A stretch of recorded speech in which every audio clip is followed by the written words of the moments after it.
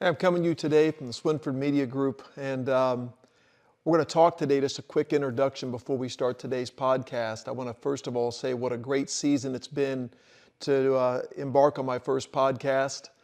Coaches at Crown Brew Getting Coffee has been a great experience, even better than I even anticipated. And I appreciate all the coaches that have been on this year and some of the media personnel that have been a part of it. And they've just done a great job of sharing their hearts and their minds and their passion for coaching and the impact they're having on our kids. And so I feel very fortunate to have been a part of this and appreciate Swinford Media and Ross and Abby for what they do to produce this. And I want to thank Crown Brew for letting us do that on Thursdays for 24 episodes. And I want to thank Adrenaline Fundraising for being a sponsor all year long, and that means a lot to us and appreciate their support.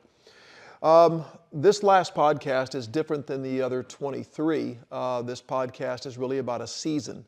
I wanted to finish the year with a podcast that looks at a season, a great season in Carterville in 1996 that was a 14-0 season that culminated in a state title, but was really about a lot of other things too, about a town, about a team, about a school, and it's a pretty special story. And so I pulled some coaches together from that staff, and I texted them and said, hey, would you guys like to be a part of this? And they all jumped on board, and so we filmed it. And one of the things I quickly realized was how many things we didn't capture in the moment we turned the cameras on. For that hour we filmed it. We spent several weeks texting ahead of time. We spent about 30 minutes prior to the cameras rolling talking about the season, and certainly a couple of hours afterwards at dinner talking more memories. And so my thought was, as you watch this and you share this with your friends and family, and maybe your own children, there's going to be some memories you're going to be surprised maybe we didn't talk about on camera, or maybe names we didn't bring up, or things that happened that we didn't say, but we probably talked about it, but just not in the window of that time the cameras were going. Just for example, I was thinking about Mayor Mawsey finding the dime and saying a dime is 10 cents is worth 10 more wins, and he says that after the Sesser game, and he was right. 10 games later, we're 14-0, and I think about Marcia McGuire, our bus driver, and I think about our managers, Ika and Ummer and Rachel, and all those little puzzle pieces that came together. I think about a coaching staff that included the guys that you're going to see on the podcast, Kert, my brother, and Jeff Cima and Dennis, but also Nathan Biddle, Greg Smith, Sean Fowler, the late Doug Eblin, Craig Roberts, Jason Kirby, who student taught that year and has gone on to a Hall of Fame career himself. And again, things just kept falling into place as the season got closer and closer. We go back, and I'm not sure in the time we filmed, we talked much about the passing game, which is crazy because it was such a great passing game. Back in 1996, when no one is really running a spread offense, you've got a guy like Brock Lovelace throwing to Casey and Mark, and we kind of changed the game in Southern Illinois a little bit with those guys. And think about Billy Pinkston at running back, and that backfield of Billy and Ryan and Kenny, and how good they were. And that Billy was maybe one of the best, if not the best, running back in school history. And I think about that defense, so many great players and so many role players, and just a dominant group that was not only talented and big and fast, but they were so smart and could make so many adjustments, which I think we do talk a little bit about. Our kicking game, which was that one of those missing pieces a lot of schools don't have, and we had Jonah. We had Riz doing the snapping, and we had Jonah kicking and punting for us, and was a real weapon for us, even in the championship game. Perfection is a tough thing. Winning a state championship is a difficult and very fragile thing, and it takes so many people to be a part of that. And I love the fact that we had guys that accepted big roles and performed those big roles with the pressure that goes with them, and they did it at a very high level, and in crucial situations, in big ball games. But I also think it's important to realize some of the guys that played smaller roles. Maybe they were guys on the scout team. We had a great scout team that year. who gave us a great look every week. A lot of those juniors and sophomores did that for us. We had guys like Ted Clark, for example, who played a backup role and played a part-time role, but every time he did something great. And guys that are willing to embrace those small roles and do what's best for the team, even though they're not starting or not getting a lot of notoriety, that's what makes championships happen. Coaches that accept their role, players that accept their role, players that perform in tough, crucial situations and can make the catch, can throw the block, can perform when it's crunch time. And I think that team had all that. And lastly, I want to say this. I appreciate the town of Carterville so much, the fans, the school, the administration, the leadership that we got from Tim and Keith at that time. And I want to say an appreciation for what this football team, what they've done beyond high school. I think one of the great legacies isn't just the success you had in 1996, but it's what you've gone on to do in your adult lives, in your jobs, your careers as husbands and fathers. And it makes me proud to know that you hope it's not just about football, but it's certainly with this group, it never was. It was about life success and life lessons. And what an honor and pleasure it was to have that team and that community at that school at that time in my life. And I hope you enjoy our little trip down memory lane and understand it's just going to get a glimpse of what we talked about, but I hope you enjoy it as much as we did sharing with each other. Thank you.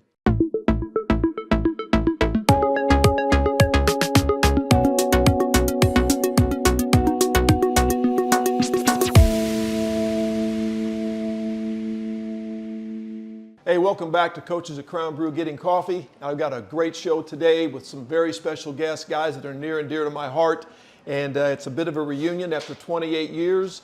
And I'm excited to welcome three guys that coached with me on the 1996 championship team at Carterville. I've got Dennis Drust, my brother Kert Martin, and I've got Jeff Cima. Dennis and I worked 7 years together at Carterville, 2 years at Marion together. My brother and I coached 6 total years together in Flora and Carterville. Jeff and I worked together 20 years, and we figured up about 144 wins between us. So, you know, I've always said the biggest blessing I had as a coach in my career was the people the Lord surrounded me with, and these three are at the top, very top of that list of guys that I was blessed to work with, and we're excited today to kind of go through the 96 season. So rather than talk about a coaching career, we're going to talk about a season, and we're going to do that, and we're going to start right off and welcome guys. I'm so glad you said yes, and I'm glad you're here, man. It's awesome. We're excited. So I'm going to try to sit back. I'm going to try to introduce some topics and stuff and let this thing have its own life to it. So we said we would start off and do something a little bit different and talk really about the 95 season, because 96 I don't think happens without the 95 season having some particular things happen. And the first thing I'm going to say is the best thing about the 95 season to start that year was the hiring of that man, Dennis Drust, and he joined us for the 95 season. And Big D, you made a big difference. You replaced the worst line coach I've ever had in my coaching career, which was me. And you stepped in and you really elevated that position. And so tell us what it was like to leave Carbondale and to come and join Carterville. Well, it was actually a tough decision. You know, there were some things that happened at Carbondale, and we had a great run. I think in the 7 years I was there, we won like 62 games, and it was really fun. But some, you know, things changed, and you know, you called me. You guys came to our camp. I saw your kids. I wasn't around much in your summer, but late in the summer you called and offered me a job. And I think I begged you for it. Dennis, please come to Carterville. You know, and Carterville is where I lived, where my kids were going to go to school, where I wanted to be. So it was an easy decision to come back, and a good one in that. You know, it was late in the summer, so I wasn't around much for the summer that year. So I kind of had to jump on and learn and get adjusted to you guys, you know, in camp. And then in the When'd you jump in? It was late in the summer. Yeah. I forgot that. Me too. Yeah, it was real late. Talk about the 95 class, the seniors of that year, because we talked about, you know, there weren't very many of them, but they really laid the foundation for what was going to happen in that program for the next several years. Yeah, we've talked about that a lot. I think about the off season when we went into the weight room. I remember Tony Williams was one of the leaders of that team, and how he walked in the weight room. I think it was the very first workout we had, and he said, "Boys, we're going to be bad no more." And that kind of set the mindset for how hard they were going to work. We'd won the last 2 games in the '94 season, and I think that kind of carried on that attitude the off season through the summer and when that season started. Because to jump ahead to week 4, the win at Massac, and then week 4 at Christopher, we kind of hedged around a little bit, but the second half we come out, we beat Christopher, and it kind of set the stage for us. But that group was a small group, but they were a very important group that kind of made 95 what it was, and then led us into 96. 95, Absolutely. 95 season, Jeff? 95 season. I think they showed the way on what it takes to be a champion, what it takes to work hard and do the right things, act the right way, do the right thing, and they took the coaching well, and they didn't back away from nobody. I mean, when it got adversity, they didn't flinch. I mean, Tony and JD just put their helmets on, went out there, and like you said, they put out fires. They did, and we had a lot of them. You talked about some big games, and the biggest game in '95 in that season, we're going to end up winning 8 ball games. But before we get to the playoff game that year, what do you think the pivotal game was in the '95 season? In my opinion, it was the Johnson City game. Yeah. We go to Johnson City. They've got the Mike Rude's great win streak in the Black Diamond Conference, and the kids were focused, and we've coached a lot of games, but you can talk to kids and you can, explain the process and what you expect, but until they experience some success, they don't really buy in and believe. And that game was all business. I mean, the bus ride was unreal. They got on, there wasn't a word. That was on fun. the ride all the way to Johnson City, but music playing. I won't say what song, but music playing all. Well, I think I've mentioned it before that Johnson City's home atmosphere could be intimidating. Yes. They were a physical, tough team. And literally, you arrived there, you had the Indian, you had the spear, you had the bad to the bone music playing, which the wishbone was their offense. And so we tried to use some reverse psychology, and we tried to put that song on a boombox and play it on the bus to try to kind of shake that mystique off a little bit. That was the only noise on the bus the whole trip from Carterville to Johnson City. The kids got off in that mood. They went out and they played. It was a tough physical game, just like you said. It was back and forth. But once they got that win, I think that kind of spurred them on to like, hey, we've turned the corner. We can be as good as we want to be now. I think the important thing too in that game was we got down 12-0. That's true. And we weren't playing well. At Johnson City. Ruggieri and Overby were really beating us up. They were kind of having their way with us. We looked slow, they looked fast, and the kids kind of flipped the switch in the second half. And we came back and beat them, I think 23-19. So it was a very pivotal game for us. We make the playoffs that year, and we play Sullivan at home. And we talked before the cameras started that that was a big game for us because it's a loss that I think did a lot for our program. And that sounds strange to people that may not understand, but some things happened because of that loss. You said, Jeff or Kurt, we were up 20-3 at one time. 20-3 23 at 1. Yeah. And then 20-9 at halftime. 29 and a half. And we lost that ball game, and we had a really bad second half. We didn't score, and that I remember. And this is something I'll let you guys talk about your memories of that, what the impact of that game. But I found out later, and I have a copy of it at home. There's a picture of the scoreboard when that game ended, the final score, and the players made copies of that, cut that picture out, and put it in their lockers. I didn't know that. The remainder of the offseason. So the 95 loss against Sullivan was, put on their lockers as a reminder of we've got to make some changes to get to that next level. So what are some other things that came from that loss? Anybody? I think the conditioning. We had some kids that were big, and that game. No, they were fat. They were, but because the Sullivan defensive line, for example, was smaller, they had some big kids, but they could really move. That kind of helped those guys, John, JP, and Ryan, on their own to kind of say, hey, we've got to lose some weight. We got to get in a little better shape, and they did that on their own. They didn't do that because it was something that we did. They took accountability for that and did it themselves. I mean, you get 3 high school kids that lose 45, 50 pounds over the summer and do it on their own. That's commitment. Yeah, it is. I agree. They were all competitors, and I think they felt like they couldn't compete. They struggled the second half. They were tired. They got, worked over on the field. Therefore, that motivated them to really make a change, make a difference, and what they had to do and how they had to be. And that, truthfully, was what catapulted us in '96. We had linemen who went out and worked, got stronger, got faster, lost weight.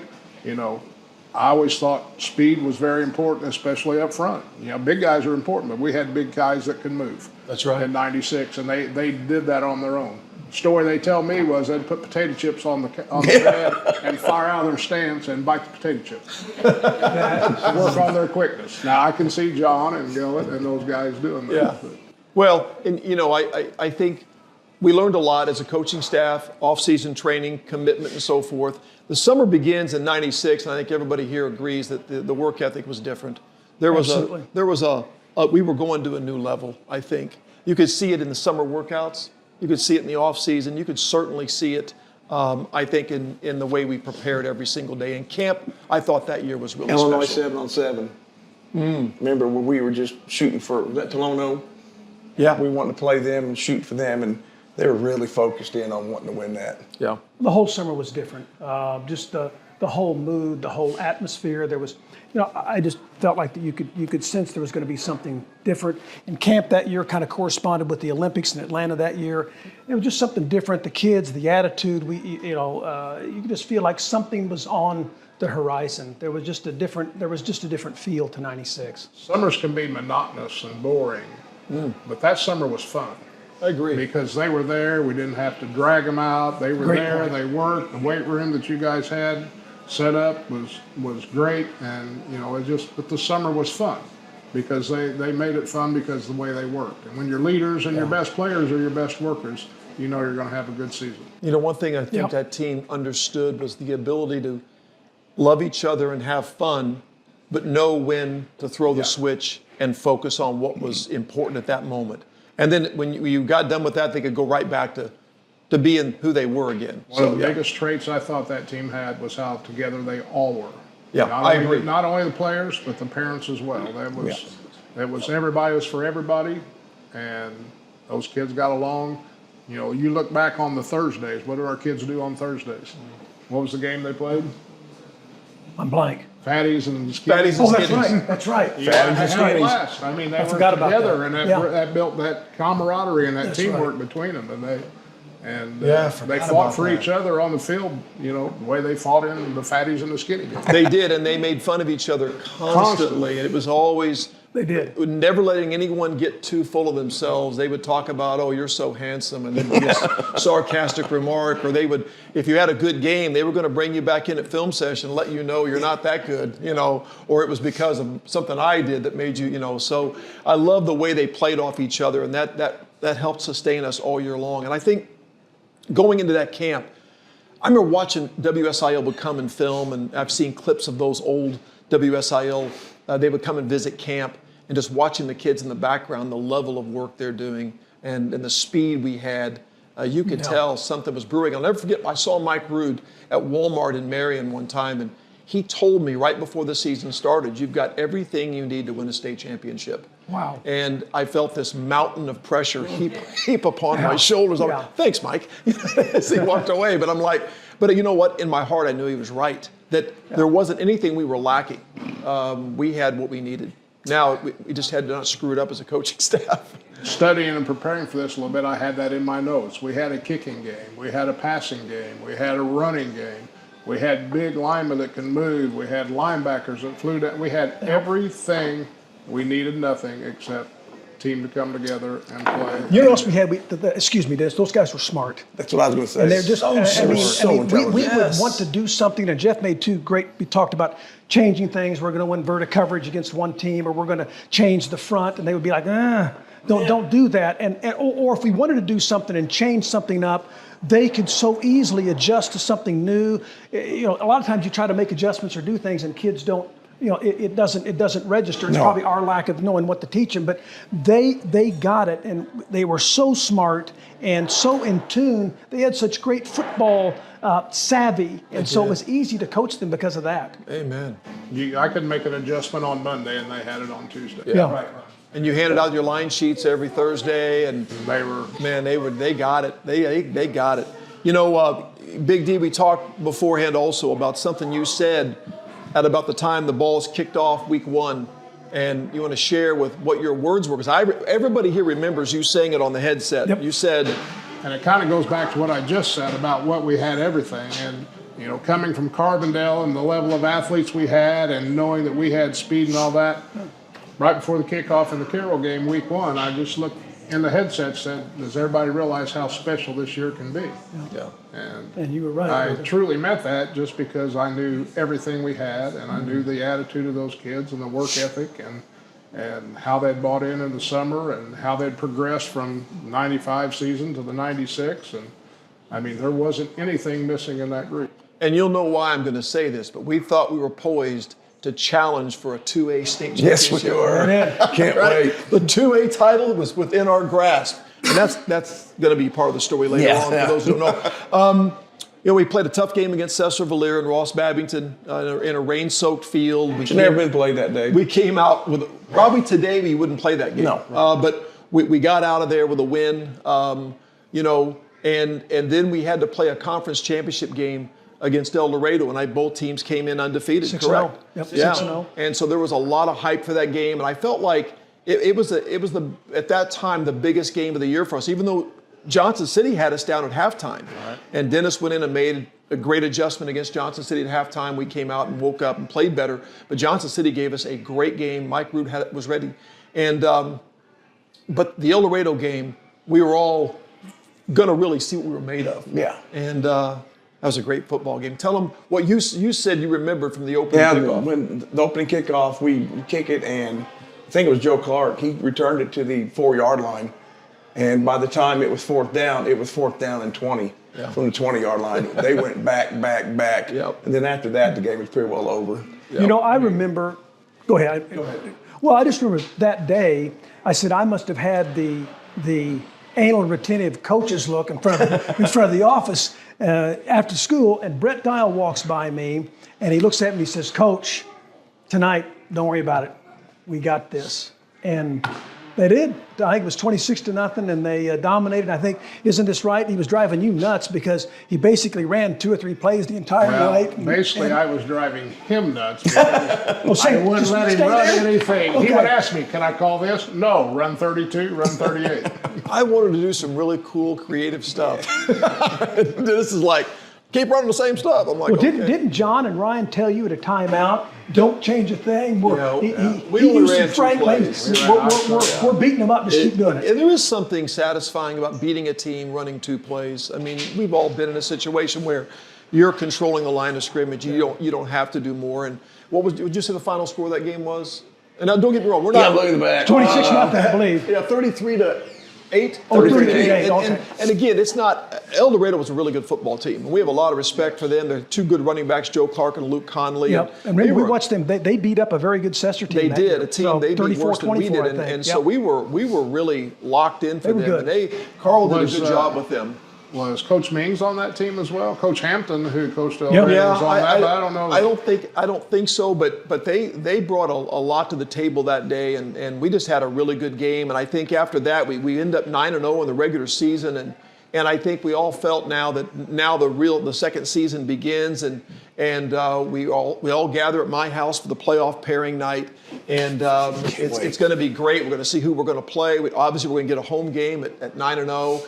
And so, Coach Cima, I'll never forget your reaction when we got the news.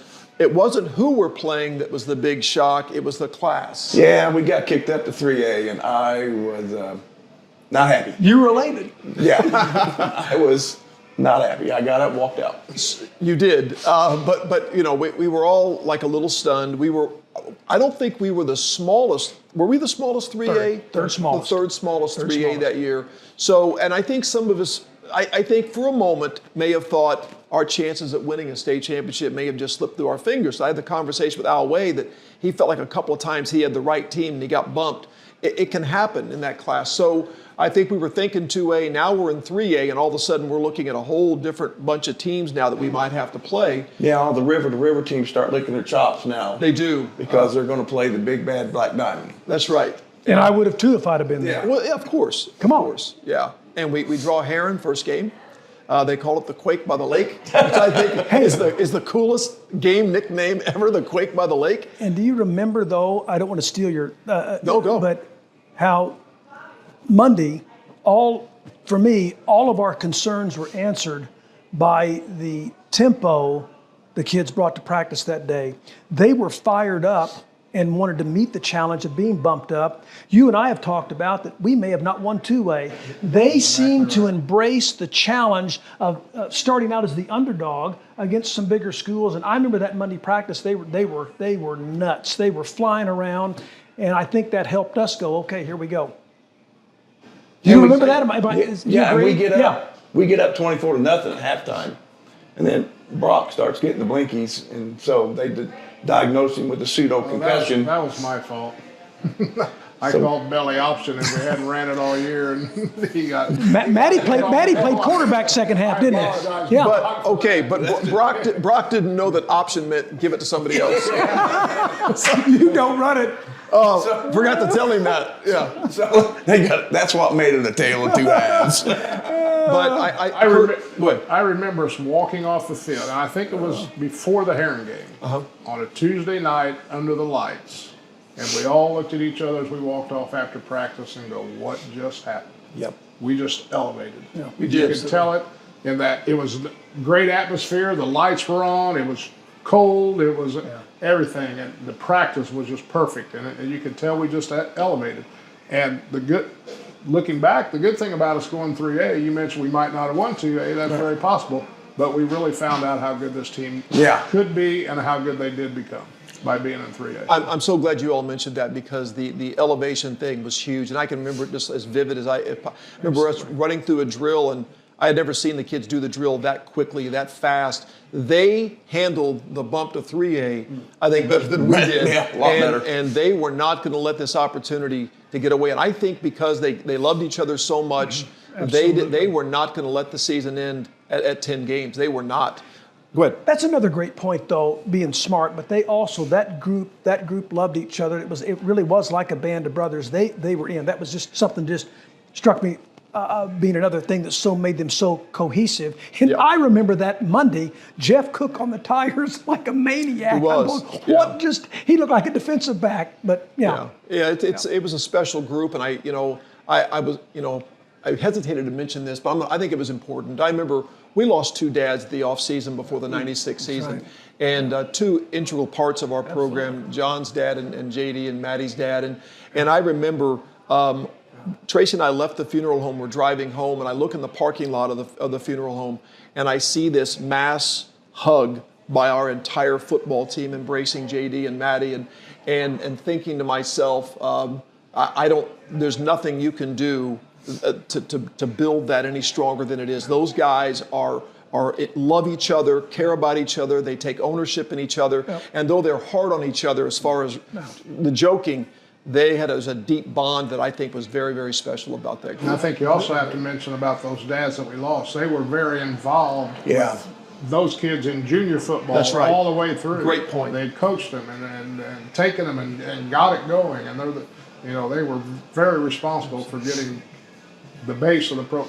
Not many teams played football at that level, young level at that time, and they were both very involved in that. And it was tough on both boys and tough on all of us. And let's just say that Richard and Frank doing that helped build that bond at a young age that carried over to when we got them, because we just inherited a group of kids that were already very invested in each other. So we beat Heron, and it's a home win, and we're 10-0, and now we're going to play a team that I felt like would end up being matchup wise the scariest team in the playoff run, and that was Murfreesboro. Without our middle linebacker. Yeah, exactly. And we're going to play a sophomore middle linebacker. And we got to go to Murphy. Yeah. They were extremely talented. They were big like we were. They were fast like we were. They could throw it and run it. They were a pretty good mirror image of who we were. And they had the big fullback that I think almost was to their advantage, and that's who scared me. Yeah, I think it did all of us. Yeah. They would pound us in between the tackles with him, and Woody didn't do that as much as he used Dietrich. Of course, Dietrich was a great player, but our kids, we could go side to side, and I think that was to our favor when he didn't use Albertini to come at us as much as maybe he could have. It was a great back and forth game. It was freezing cold. Freezing. It really, Atmosphere was think incredible. Great atmosphere. Loudest crowd Our I've ever fans were there early, packed our side. Their fans were there. It was one of the best road atmospheres maybe we had all year. And I remember how cold it was and just the chess match. You felt like every call you made was a big deal. Every pass, every run, everything mattered. Well, your game plan was great because you knew how big they were, and we didn't really know if we wanted to come out and run at them. And you said, I'm going to use the first half to spread them a little bit, throw the ball, loosen them up, make Spillers and Eovaldi up front work a little bit, and then I'm going to run the ball in the second half. And actually, you did run the ball, and that actually also opened up the passing game because Mark had a couple of huge catches He did. in the second half. So that, Yep. at first, when he says, but that was a great game plan you guys put together, and I think it helped us the second half a lot. We had trouble throwing the ball because of their pass rush. Yeah, And Billy Pinkston came to me and said, Coach, I'll get him. yeah.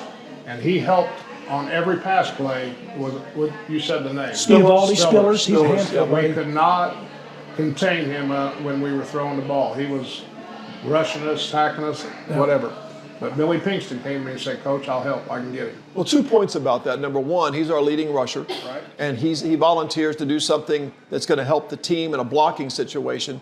And second of all, that's the kind of football savvy that he saw and said, hey, I can do this, I can help. And we make that mid-game adjustment right there, which again, that's great. Was probably the difference in the game, truthfully. Yeah. And, you've got so many things taking place in that game, but I feel like we had a chance to really flex a little muscle in that game because I think beating them gave us an idea of how good we could be. Yeah. Because Each week we got better and better. we did. Yeah, we did. In the playoffs. Our late dear friend Doug Eblin was on top with me, and we are up so high, you guys look like ants, and it's so cold and it's windy. And I remember when we won, and there's bedlam on the field. My wife, who was here, blacked out. She didn't even know we won. She, woo! And Doug looked at me and he goes, "We're going to win it." He We're gonna win did? it all." He did. He looked at me and said, "We're going to win this thing." So that's the first time I thought, you know what? I think we might be good enough to do that. But it was so cold, and I remember Doug saying that to me just as clear as day. He was always to my right. He said, "We're going to win this thing." We celebrate on the field, and I've always believed you had about 24 hours to celebrate a win, or 24 hours to sulk and get over a loss. But when I'm leaving the field, we're happy, we're fired up, it's so exciting, and I leave the field and someone says, "Hey, Massac beat so and so. You got Massac next," and I stopped enjoying the Murphy win maybe faster than any win ever, because here's the problem with the Massac rematch. The whole season is a wash if we beat Massac bad week 2 and lose to them in the quarterfinals. Everyone's going to say, what happened? I felt like everything we had done now could be lost if we didn't play Massac well. But do you remember the ride home from Murphy? I do. All the cars lined up on Route 13 on the side of the road. We're getting a fire engine coming in, and every week we're getting more and more television stations. We're getting newspaper articles, and our kids handled that like They champs. did. You're right. I mean, that's a lot of pressure they're put under because they were the team. We were expected to carry the banner. And they never folded under that pressure. They didn't. That's a great point. You make a great point that we beat Massac 41-6 week 2, and they were really a good football team. I don't remember how that game got out of line, but you didn't really want to play them again because Kelly we just talked about them. They had the 2 good running backs. They were big up front. They had a physical, tough quarterback. They could throw it a little, run it, good coaching staff. You've got no place to lose because they were good enough to beat us. Yeah, and Kelly, I think, had taken them from that loss week 2, and they had gotten a lot better too. Better. So I wasn't sure if we had improved more or they had improved more, but they were also big and fast and like you said, and so they had a lot of things that could challenge us. And thank goodness we had them at home, and our kids just, again, Dennis, elevated, went to another level. Even Massac came in very confident. They did. And you could tell it in the pregame. I can remember looking, and it was probably the toughest week for me to coach. I mean, you've always heard it's tough to beat a team twice. Right. In basketball, it's tough to beat a team 3 times. And here they had gone on a winning streak and they'd gotten better. And like you said, had we. But yes, we had. And, you know, the game, you know, our kids just, they had it. I mean, they weren't, what was the quote? Same old Carterville, same old Massac. Yeah, and they went out and, you know, Tell them about when they scored. Big John hit their running Second back right play off the last bat, game. and when he helicoptered, They didn't I was score like, before we're 8 good. quarters. This game is ours. And, Yeah. you know, our kids, they weren't going to back down, and they weren't going to buy into the hype of it's hard to beat somebody twice. They're a much better team. They just went out and played their football game, our football game, and Yeah. that's why they succeeded in that one as well. Jeff said something I didn't realize because Massac was a good football team. I didn't realize that. Yeah, they scored. When we played the first time, they scored on the second play of the game, a long run by Boswell. Mm-hmm. And then they didn't score again. Boswell scored again on the last play of the second game as time was expiring. So they scored in the first quarter, yeah. and then they went 8 quarters and didn't score again. Never realized that. And again, one other memory I want to share with you guys, I think this is kind of a cool memory. Late in the Massac game, we had subbed out, and we put in Andy Kerrigan at defensive line. And Massac is throwing the ball late in the game, and Andy is chasing the quarterback. And our kids are so excited and cheering for Andy so hard. And Andy is chasing Stratmeyer. And Andy gets blindsided as he's chasing. And it's like, go Andy, oh! But it was so great the way they embraced, you know, instead of just celebrating, and they were invested in what Andy was doing. Yeah. Andy got to play in a quarterfinal game, and he got picked off by a really good lineman. But it was just a cool moment. Andy got up smiling, you know. But I'll always remember that. I always think about Andy. I forgot about that. Did you remember that? Oh, yeah. Yeah. So we get out of that game, and I just felt this massive sense of relief. And again, I think enjoy that win. But you know, we had a matchup. We had a game coming up in the semifinals. We find out we're going to get a home game, and we got to play DuQuoin. I hadn't heard of DuQuoin. No, and They don't play anybody. so the thing that I remembered was that I felt like Murphy and Massac's talent pool bothered me more than DuQuoin's. But nobody had the mystique that DuQuoin had. Coyne had just finished beating Murphy to death, I think, on week 8. I mean, beat him like 35-14. Right. Yep. Beat him to death. We're like, ooh. Yeah, you know, and I think I told Al this or talked to someone about this. See, DuQuoin, if you went and saw a DuQuoin playoff game, sometimes they didn't look like the most talented team on the field, but they would always find a way to win. Credit to Al and his staff, but their lineup was very, very good. Don't get me wrong, but it was just the mystique of DuQuoin and how they just found a way to win every single year, and they got better throughout the playoffs. And I even told my wife earlier that week, I said, the thing that scares me most is if we fall behind, it's going to be tough to come back against them. Now, I was wrong, but I worried about falling behind against them because they don't relinquish leads that they get. So let's talk about that matchup with DuQuoin. It started, we had breakfast that morning. It started, we go out to the field, it's probably 10 a.m., and they're already lined up, trying to get in. People begging you to unlock it so they can go in, put the chairs in. I remember that. That's a lot of pressure. Hey, the game's at 1, and you and I about 11:50, we're getting ready to bring the skill kids out, and we go into the library and look out across the field. It's already 3, 4, 5 deep. Our side, our stands are full. It's bedlam. And we haven't even come out with the skill team yet. And when we came out, who was walking across the field? It's Doug and I think Greg Smith. And they got a standing ovation from our crowd. And they just walked on the field. Yeah. You know, I remember that moment. I also remember sitting in the auditorium. We're waiting to go out. And the players are all sitting in there. It's very quiet. I mean, their kids are pretty focused. I'm sure they're pretty nervous. We all were. We're ready. And I think Mark Shastine played the piano. He did. And that kind of broke the tension. John had on a straw hat. He looked like the Hawaiian Punch Kid. It was just a very large version. It was of the just Hawaiian a cool moment to be in there together. And it wasn't even what was being said. It was almost like what was not being said was palpable. It was powerful. It was like we were in this moment together. And I think I'll always remember that moment. And I've still got that straw hat. I've kept that hat. But, you know, the chance then to take the field and walking up the gravel runway and to touch the lion head. If people don't believe us in the size of the crowd, legitimately 4, 5, 6 people deep. If you go on YouTube, you can YouTube the game and you look for yourself at the size of the crowd, how many people deep it is. It is unlike anything I've ever seen in high school football in Southern Illinois. And you could feel it walking up that gravel and hearing both sides. And we hit the music perfect that day. Yeah, we heard that little prelude, and then we jumped and we took the field, and it went crazy. We hit it perfect. You know, I don't say this because we were in it, but I believe it's the greatest game ever played in Southern Illinois. I do too. Because you're playing DuQuoin, who is 8 semifinals in a row, I think, at that point. They've won at least 2 state titles. We're at home. We're undefeated. A win moves you to the state championship game. The crowd, unbelievable. It has to be the greatest game in Southern Illinois history.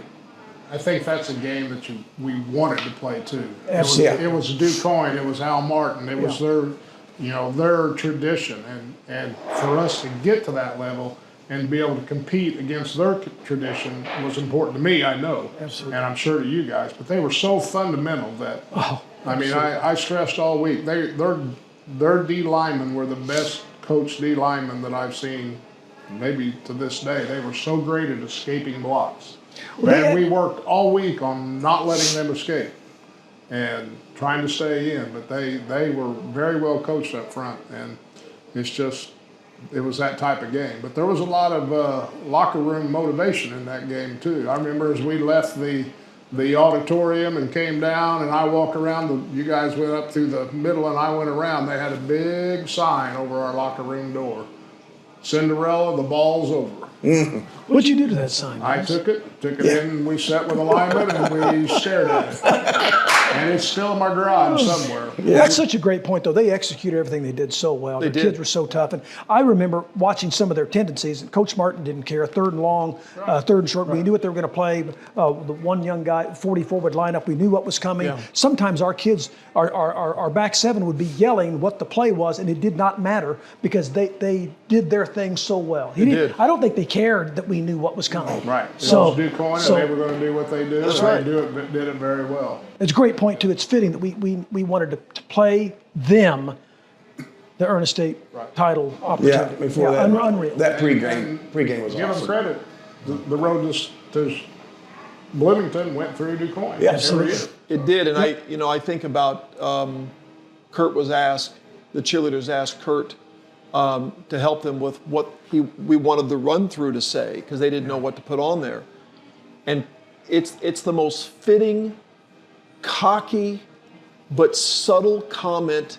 Only our fans could see it, but Kert told them what to put on there, and to this day, it's my favorite. It simply said, "Bloomington, here we come." Is that not That's awesome? all it is. Like we didn't say anything bad about DuQuoin, but Bloomington, here we come, and we believe that to be true, and we get into that ball game, and of course you said the pregame. There's so many people around the field, the old Carterville field. They're so close that every time we practice an extra point, they might throw the ball back to us. They might not. You might get verbally abused. You might not. Yeah, they're yelling stuff at us, which I thought was really cool. But you just don't know how I kind of figured how our kids would handle it. They handle it really well, but it was unlike any pregame I had ever been a part of. It's crazy. You couldn't hear anything. When I shook hands with Al before the game, it's just so loud. Everything, you had to yell everything, and Thank God for hand signals. yeah, it was great. But and we don't start that game off really well. They get a block punt on us. And so you're thinking, boy, this is not the start we want against these guys. And they went up 2 scores? Yeah. It was 21-7 at half. 21-7 at half. Yeah. And they were handling us. They were handling us up front. Yeah. So in your minds, what made the difference in the second half? I know what made the difference in me. As I walked through that long line up the cinder track, a voice yells at me, "Hey, coach, it's not the black diamond anymore. loud as can be. And I remember having a rant in the locker room for about the first 5 minutes. And, you know, doesn't matter if it's Black Diamond or not, but it fired me up. It fired them up. But you come out and you hit Mark Chastain on the sideline early in the third quarter, and he sprints by everybody. The fastest touchdown I've seen to this day, him going down the sideline, that vision is still in my head. And then it was game on. I remember we broke a long run. Was it Billy or Kitty? Broke a long I think it was run. Billy. And I remember we fumbled the ball down the field. Oh, And this is a crucial moment in the game. But we're headed down to score. They knock the ball out, and backup wide receiver Mike Bishop is fighting off a DuQuoin kid and recovers the fumble. And we go on to score on that drive, and then we throw a couple of fade routes in that half. And Casey makes a great catch in the end zone. And really, Casey Ward was a guy that was kind of didn't have the big game yet. Mark had a lot of big games, and Casey had a great year, but then had the big game. And he went off that day and had a huge game. We put him at slot where we could get a better matchup, and Casey had a great ball game. He had the time catch. Yeah. And back up, what did you say to the team at halftime? Do you remember? No. You said at halftime, we're going to take the opening kickoff, get the ball. we're going to score, and then we're going to hold them, we're going to get the ball back, we're going to tie it up, and then we're going to win it. There was no, right? There was no big speech. There was just this resolve, and the kids said, let's go do it. That's exactly That's what they did. They went out and shut them out. They did. And if you go back and watch the game, I was shocked a little bit when Tracy and I went back and watched it a few weeks ago. I was stunned the number of turnovers. I didn't remember that by both teams. There's a lot of turnovers in that game. I think both teams felt the pressure of the moment. I think both teams were good at creating turnovers. But it's a battle back and forth, and we end up in overtime, and we get the ball first, and we literally on 4th and goal, we ran a counter dive, and we eke out a score, and then of course it goes back to their turn, and they get a decent gain on first down, but then second down we do a good job, we string it out. And then third and fourth, it's quarterback roll out. They're on the right hash, you got to roll out left both times, and boy, it's just a collective hold your breath moment, right? And I'll never forget when that last pass skipped short in the end zone. Storm the field, baby. Oh my Storm God. the Do you field. remember on the film, just a blink of an eye, it's completely quiet. Yeah. And then Jarrett Willie throws the pass. There's a camera angle that just shows the sideline, not the play. And you can tell when the ball's snapped, the crowd's roaring, and when the ball's thrown, there's silence for just a second. Just a second. And then it's bedlam. And then it's Jim Valvano, find someone to hug. Right? Anybody to hug. Well, you got to remember, on third down, this is what I remember on third down. It was how Brett Dahl played it. On third down, on the roll, he came out from the corner and he attacked the quarterback. So they said, fine, we're going to run it again. But this time, for some reason, he stayed back. And he didn't have anybody to throw to, and he couldn't turn up. So he had to throw it to the ground. It was like they just knew things that, we didn't coach that. He just did that on his own. Yeah, that's good. Good moment. And a fun night. I got called into Tim Blyer's office with Keith Liddell, and Tim said the coolest thing to me when I walked into his office, and he said, congratulations. And he goes, what do you need to win a state championship? And I said, I just need my kids to have some time to watch film this week. And so we start that whole process, and I got to your house late. You guys had already been having fun, enjoying the win, but it was a cool moment, and it was a special week. And I want to talk about championship week. Championship week was unlike anything else I had ever experienced. Dennis had been through it before, and to think about the chaos of Monday. We began our preparations to play Spring Valley Hall, and Monday was I worried about our team on Monday. Remember, we had the salesman come in. Oh, yeah. And we had to try on gloves and shoes for the turf. And that was a complete cluster. Yeah. I got one thought. I can't pass this up. Because when we had after the after-game party at DuQuoin, and you'll love this, is one thing that sticks out in my mind, I don't know why, is your dad brought Kentucky Fried Chicken. I don't know why that sticks out, but your dad brought a bucket of Kentucky Fried Chicken, and I thought that was the greatest thing ever. That's great. That's great. Well, I'll tell you, that Saturday morning, we thought the house was so destroyed, we might just burn it down. Oh, it was fun. It was a great weekend to enjoy that and think about where we were headed. In Bloomington, here we come, and we were coming. But Monday, we even went to SIU, right? Such a good practice. Oh yeah, we went Monday. It was so terrible. It was brutal bad. cold. It was. When you get on the ground. SIU practice was awful. It's terrible. We were Holy out. cow. I think we went back Tuesday, and it was better. Oh yeah, a lot better. My wife was mad because my outfit that I wore to SIU was on TV. I had a hole in my pants.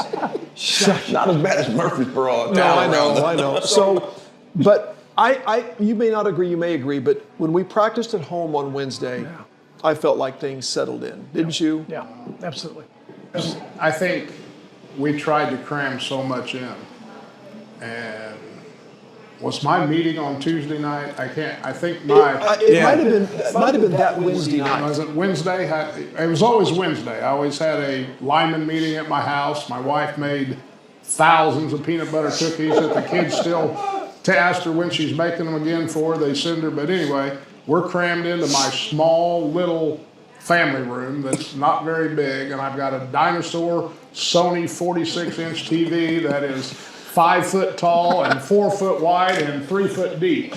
And every lineman is in there. Yep. And it clicks on what Spring Valley was doing. And I called Kerry, and he and Kert came over, and it is bedlam in my family room. But it clicked and it simplified. And the kids just rose and got more confident from that. And it was an unreal moment for me as a coach to have those kids. I mean, they figured it out, and we talk about their intelligence all the time, and they're game savvy and smarts, and they figured out, Coach, they're running this. Coach, they're going to run that. Coach, they're going to run this. And sure enough, that's exactly what they're doing. And they knew. When Kurt and I got there, you told us just watch, and you ran a play and let the kids call it out what they were going to do, and that gave me a lot of confidence that night.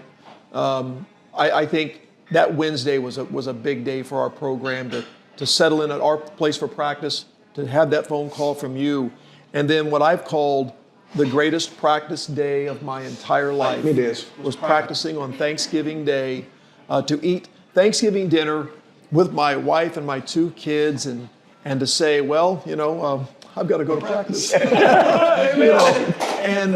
everyone, we had an early dinner, and we got to go to practice, and it was a beautiful day. I remember, and. Man, I thank the Lord I had the opportunity to have a Thanksgiving Day practice. Yeah, so absolutely. Cool. Memories of that? Yeah. Awesome. Well, I just remember thinking, and we talked about this, that there's only one other team in 3A practicing today. There's only but with 6 classes at that time, so there's only 12 teams practicing today, and to be part of that, I don't even like the word surreal, but it's just beyond, what a blessing. What an opportunity, what a privilege to be in that position. And you know what, not to get old here and sentimental, but to do it with people that you care a lot about, Sure. Working with your brother, you guys, Schmitty, Jason Kirby, the other guy, Sean Fowler, Nate Biddle, the other guys on the staff, late, great Doug Eblin, and to be with a group of kids that you really think a lot of, that poured everything into the season and worked really hard for us. How special was that to have that opportunity together, man? It's good stuff, man. Until you've been there, until you've done it and experienced it, you can't really describe it. No. It's like when you get to that level at that time, and what you do, and how the kids, they were the same way. They were giddy and excited that day. It's like it's finally here. It's time. And I felt like they were loose. Yes. I think that was important to see where they were 24 hours before a game. And then we wake up the next day and get on a charter bus, and it's all decorated up, and we've got to head north, and we've got a game on that day, and that's a cool feeling. We arrive in Bloomington, we go through the hotel stuff, but we get to the stadium, and I remember hearing the 2A game going on. It's Leroy and Moequa. Yeah. And you can hear the game, and you're thinking, we're going to be out there doing that. It was a cool thing, And we've got to go get dressed while that game is going on, And Dennis, you said something before we went on air about, and I'd like you to share that again, but what it was like when we got to finally take the field. Yeah, the sky, it was almost dark and it was cold and cloudy. It wasn't the gale wind yet, but it was just that feeling of that we've accomplished and we have gotten to this stage where we are somebody. When you're in that championship game, you're somebody. And everybody remembers you because you won that state championship and you're somebody. Still today, oh, you were on the 96 team. Oh, you coached the 96 team. That's something that we'll always have, and people remember that. We get second place, who knows? Yeah. We took the field and the stadium emptied and people had to come in for the 3A game. So we took the field for pregame in an empty stadium. It was a kind of a cool feeling, right? It was just us. Spring Valley wasn't out yet. The lights are on. Like you said, it's the bad weather hasn't hit yet. That's a special moment, man. I don't even hardly remember what I did and what I told the kids. I was just kind of, just out there looking around. I think Just taking it in, Yeah, I really was. Take the time. I What told an you. experience. Someone said, take the time to take it in. Look at the sights and listen and get the feeling. And Yeah. The best part you need about to do the that. trip is the trip there Yeah. and the game. Rest of it is kind of rushed and hurried. It is. And get you out after the game. We got to move on, got to get the other, but you have to enjoy the ride there and you have to enjoy the game. Yep. And all that, go ahead. Go Coach. ahead. Well, I just said all of that lasted, all that wonderful feeling lasted until the first play. Yeah. Kerry? Well, you don't know truly if you belong. We had defeated a lot of teams in the South, and there was that idea that, well, we're the best team in Southern Illinois, but can we compete with a returning state champion? And we called kick to the left on the first play of the game. Do you remember on the bus ride? I don't. I leaned over and hit you and I said, kick's going to be a good play today for you. Well, it And was. your response was, really? Yeah. I go, yes, trust me. So we run kick the first play, and we get a long gain, and just all of a sudden a switch through in my brain, we're going to win this football game. Because I don't know why that first play just gave me a surge of confidence, like, okay, we match up. I did one play, I know we do now. And not that it was easy by any means, because we had planned on throwing the ball in this ball game. We felt like we could throw on them. Right. And what did we throw, 2 passes? No, I looked last night. We were 1 for 7 for 4 yards. And 1 David for Mason 7. made the reception, not Casey, not Mark. Yeah. David Mason, 4-yard, that was it. Do you remember the first defensive play? Yeah, Matty. Maddie, we're sitting there, blew it we're up. Look going at- to read defense. They snap the ball, he just takes off. Yep, he blew it up. And Looked like they he was on a stunt. -4. But Yeah. the announcers The first one. on TV gave you a great compliment saying, what a great stunt. Yeah. We were like, let's just, we're just sitting back and we're going to read this. And played it, yeah. It was a back and forth game, and it's a game you felt like we were in all the way, but there were some moments where you just didn't know. And then when that weather hit, all of a sudden you start thinking about, well, now we've lost half of our offense. We're going to have to run the ball, and we had some turnovers, and they did too. And you mentioned how many turnovers you think? They had 5. They had 4 picks and 1 fumble. And our only turnover was Billy fumbled. Yeah. And Billy never fumbled. And that was after it was a late call. Yeah. They tugged and pulled, and then finally they blew the whistle and they got the ball out. But Jepson threw was 4 late. We interceptions. didn't have 2, the kickoff.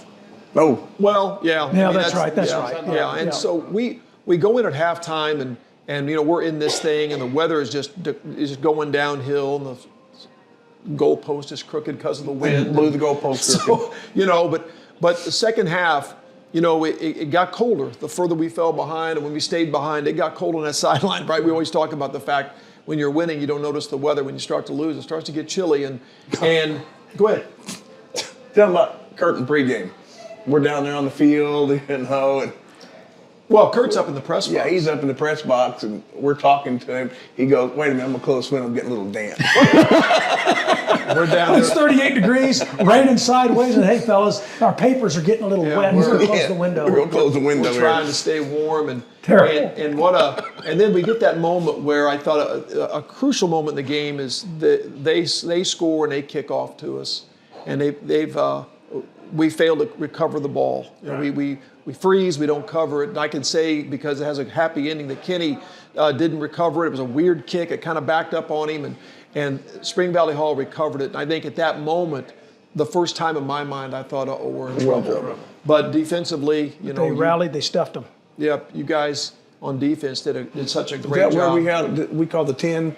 Yeah, you did. On And they ran it to our left side, and I remember David Mason stuffed it. Yep. The other ones did the gap, and he did. I remember him just sitting there, and then he turned his back and he started digging to push him back. Because that was a big Turcoletti kid who gave us a problem. And you went to 10, even on second down, I think you did. Yeah. So we went stuffed to it, 10 got the then. ball back. You know what's funny about that team, too? We didn't trail much, but I remember we trailed at Cesar. Yes. Then we scored to win ahead immediately. Late in the game, Cesar scores, we're down. We score again. Same thing with the Hall. They're up for a while, but when we get the ball back, those kids didn't like being behind, and then we go down and we score. And like you said, it's fitting that Kenny. Yeah, well, we get in a situation, too, where we're going to have to punt late in the game, and you hate to give them the ball back. If they go on a drive, they're going to run the clock out. And But you had to factor the wind in. we had to It was factor so the bad. wind, and we decide to let Jonah kick, and we get a good snap, and we kick the ball, we punt the ball down there. We pin him down there pretty deep. I don't know what yard line it was, and you guys might remember. And the defense, again, forced them to take a safety.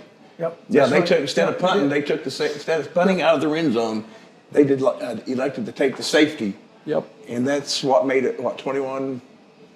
It was 20? 20. It was 20 to 16. Yeah, We were up 2016. 14-7. They were up 20 to 14. We got the safety. So we get the ball back after the safety, and we go on a drive, and it's a cool thing that Kenny, who had not recovered that ball, is the guy that kept his head in the game. He didn't let that adverse moment take him out of the game. He kept his head in there, and Kenny makes a run on a sweep. And you mentioned the key blocks by two guys especially.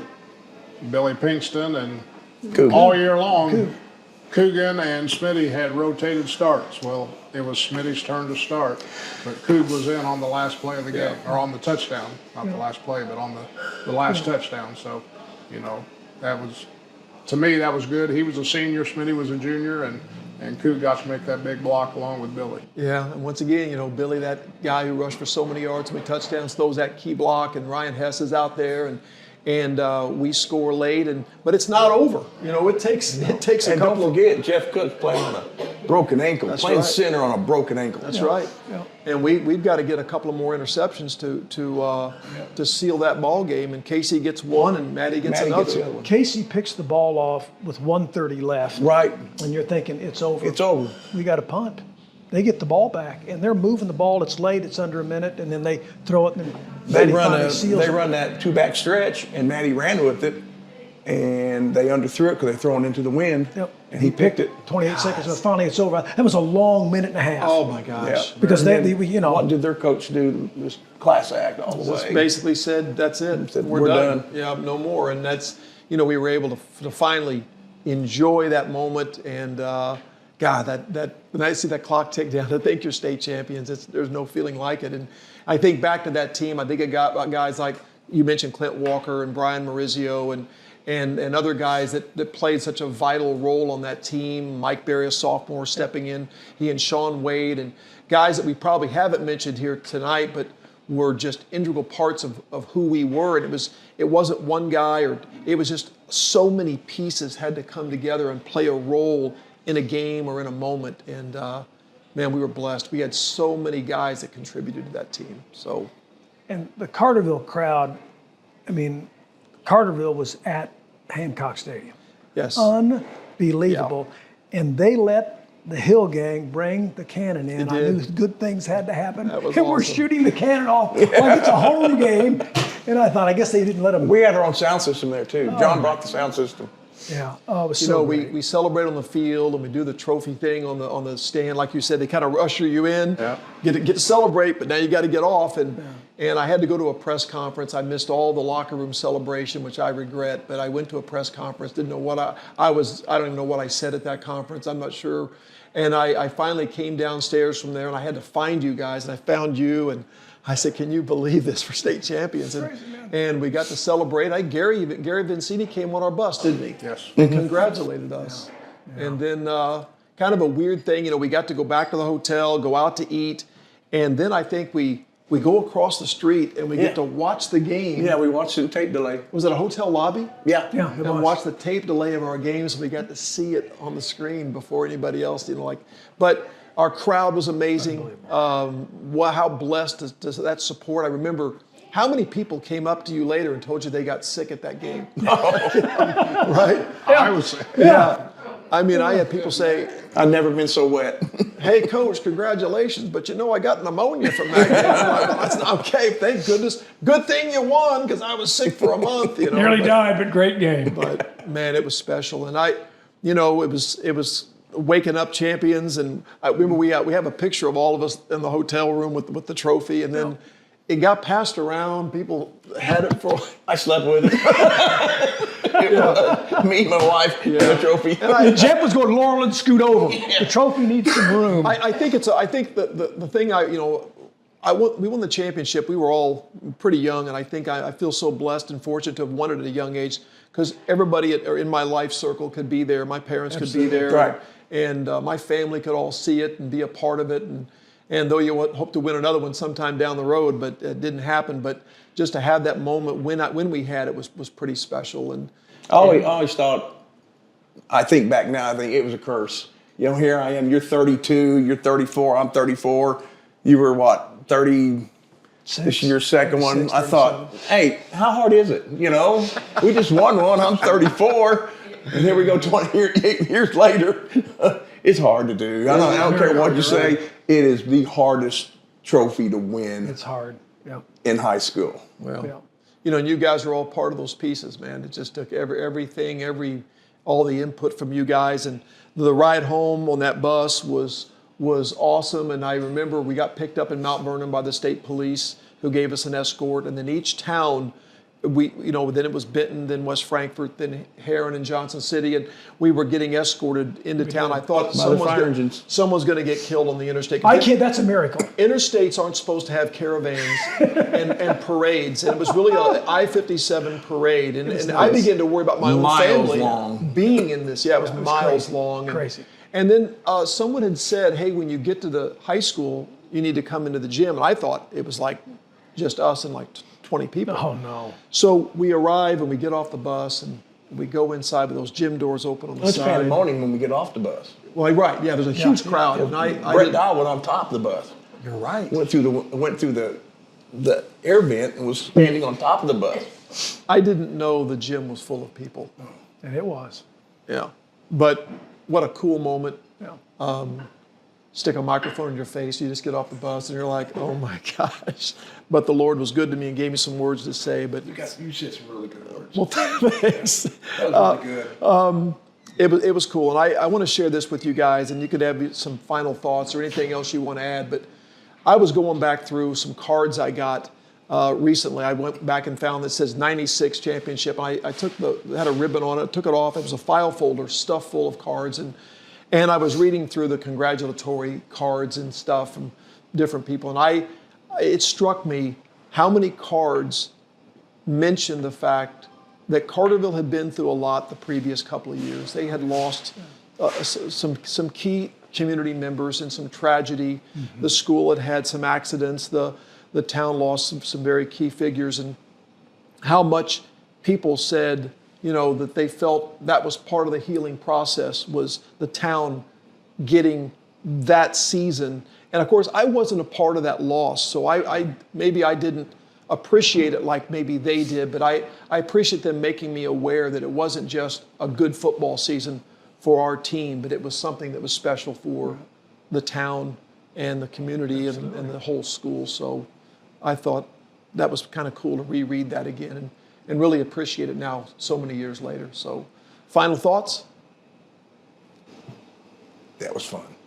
Well, I'll just say this, that my years at Carterville are almost sacred for me, because when I got to Carterville, this, I was kind of a drifter, and the Lord completely changed my life at Carterville. I finally settled, and Josie and Sherry introduced me to a young lady named Amy Venable, and I married her, and I got to work for Tim Blyer and work with you guys. So many people that touched me and helped change my trajectory in life. So I look back at those days maybe a little bit different, because being at Carterville prepared me to work for FCA, and Carterville and FCA prepared me to go on and be a State Farm agent. So those years at Carterville, my life really changed. So I'm grateful that the Lord put me in that place at that time, that there was a job for me to get, to be at the school and to walk those halls and to walk that practice field, and then to be blessed to have that kind of success. Those years are really special to me. Big D? Just the bond that we still have. Yeah. Yeah. You know, what'd you say, 28 years? 28. And, you know, we're not together very often, but when we do, this comes up. Yep. And other things come up that we've done. And, you know, I got the opportunity to go back and coach with you for 2 years. Had a good time in my life, a time I needed to go back. But that's what football, that's what camaraderie, and until people experience it, you can't really describe it. It's one of those opportunities that most people don't get, and we got to share it, and it'll always be there. That's right. As Now, Jeff there's said, a lot, you know, that was one season, but the seasons we spent together, how much we laughed, you know, the van rides, the picking up film, all the behind the scenes that people don't see, Yeah. and how much work we put in, Yeah. you know, and you pushing me to become a better defensive coach. You go do the 4-3, you go figure it out, and figure it out. And then Dennis coming on board and teaching me a lot, Yeah. you know, and getting us up to speed to where we needed to be. Absolutely. And I think that's what people don't see, is how we coached very short time together, but after 28 years, we're still really close. as you know, said, we've got our Dakota rings. Yeah. That separates. We got, you know, we all have our ring, and no one can take that away. Amen. And it's, you know, you just got to know the fact how few people get that opportunity. Absolutely. You know, because there's some coaches, there's players that never got the chance. Great ones, too. Great Yeah. coaches, Hall of Fame coaches. Never got the chance. Yeah. We're blessed. Well, I appreciate you guys. I appreciate the wives that are here with us. You know, we've got our wives here today, and it's a tough business to be a wife of a coach, and very sacrificial to share our family with another football family. And you know, Linda, of course, is a coach, and she knows both sides of it, being a coach and being a coach's wife. And I appreciate Amy and Tracy and Laurel and Linda, and we couldn't do it without your support. And so I just thank the people watching today, and any of our 96 family out there that are watching, that Carterville folks that they were a part of. And we want to thank the fans and the parents and the administration, the other coaches that were there with us. It was a collective effort, and from players, from my coaching staff, these guys made me look awfully good so many times. And blessed to have had the chance to do this podcast and to continue to do it, and to let you see behind the scenes of some lives of some amazing guys. I know how special they are, but I hope you get a chance to see it as well. And thanks to Ross and Abby again. And I want to thank Crown Brew, as always, for letting us use this facility. I want to thank Swinford Media for making these podcasts possible. And I want to thank our buddies at Adrenaline Fundraising and Jeff Scott and the gang for sponsoring this and being a big part of helping raise money for our program. And just thank all of you who watch and make this really cool with the feedback and being supportive of this venture. And thanks to you guys, man. I love you. I'm glad we had a chance to sit down and talk about this after so many years. And appreciate you as men, as coaches, and as brothers in this game. And thank you for watching and listening, and we'll see you soon.